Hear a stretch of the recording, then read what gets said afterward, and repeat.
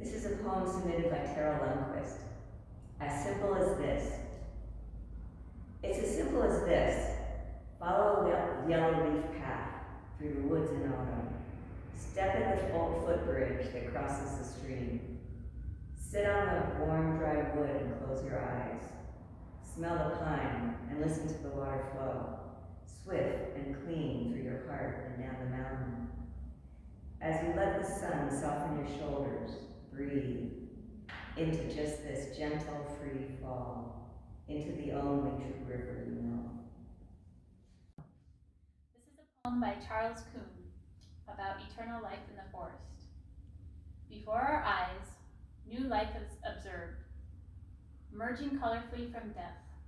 Yet, we know this color will also fade, inviting us to pause as we wander, what might always be new. Hello, my name is Izer. I'm a local poet. I'm going to say a haiku, and haiku don't normally have titles, but this one does. It's called Why They Matter, and I'll say it twice. Why they matter. Trees, the lungs of earth, fragile breath bestowers. Trees, the lungs of earth, fragile breath bestowers. This is a poem by Teryl Lundquist called Grief Walking. Round gold leaves on snow. My hike to the high forest to say goodbye to my friend is blessed with riches. I am right to come today, as the low late afternoon sun slants through the shadows of the pines and shakes bright through the aspens. Hiking higher now into thick wintry woods and towards nature's sanctuary of stillness, my boots find uncertain balance on the slippery log bridge over the fast cold creek. Up the rocky pass to a grove of silent trees, where I cry out my pain to the heavens. Then just sit and listen to sweet whispers of comfort as the sun sets. I am untethered here and alone, but my heart knows its way under the sky, and I am ready now to follow my footprints back down. This is a poem by Charles Kuhn, Fallen but Not Forgotten.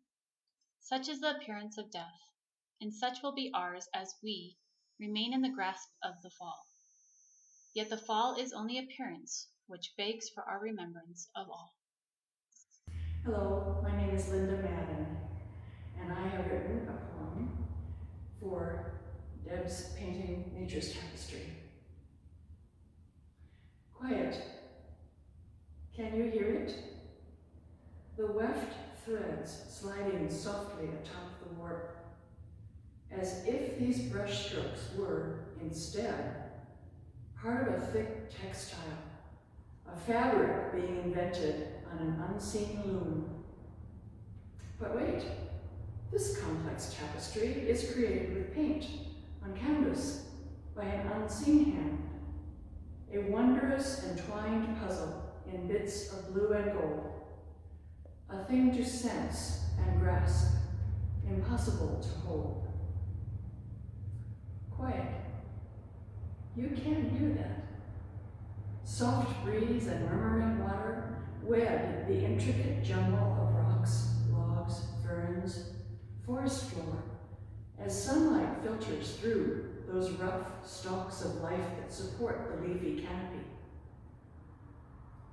Gesso is hidden like warped threads behind the work, and the tactile texture of the weft brushstrokes creates a woven magic, a miracle in plain sight. Quiet. Can you hear that?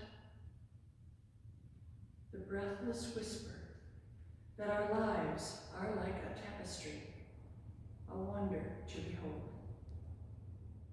Here's a couple of haikus by Teryl Lundquist. Silver hair morning, frost bends trees like old women, whispers in the wind.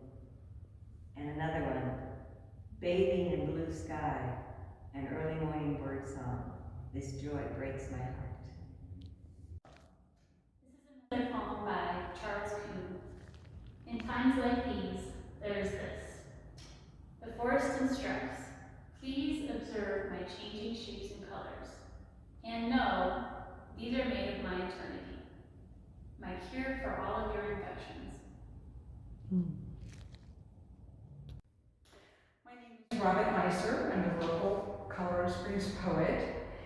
And the poem I'm going to read to you is dedicated to Deb KOMITOR, the creator of these amazing, refreshing, and healing paintings. It's called Forest Bathing for Deb KOMITOR.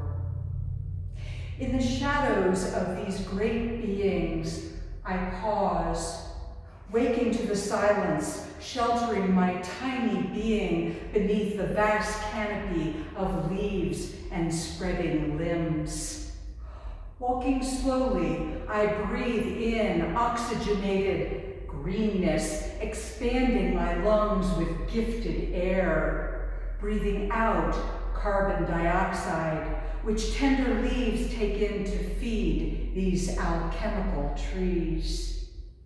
We are intimately entwined in this symbiotic cycle, exchanging life-sustaining sustenance, this natural sacrament which encircles us each moment, nourishing both. In this dimly lit forest, we are breathed by a force so much greater than each of our beings, enfolding us on this earth, in this mystery, in this great cycle of being, so delicate, so exquisitely balanced. May we, all beings, walk mindfully in this sacred space, pausing, remembering, thanking in this present stillness, bathed in the refreshment of each step, so quiet, so deep, so soft.